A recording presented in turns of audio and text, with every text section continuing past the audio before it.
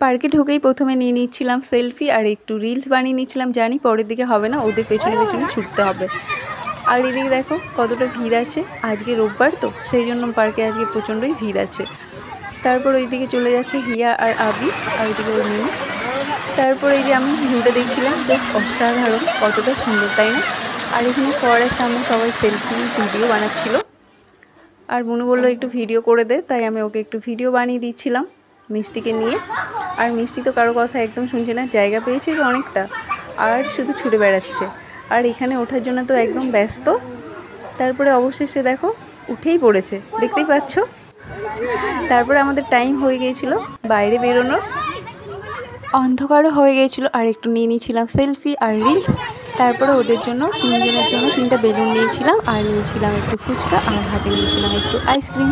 এবার চলে যাচ্ছি বাড়ি। তো চলো টাটা, সবাই ভালো।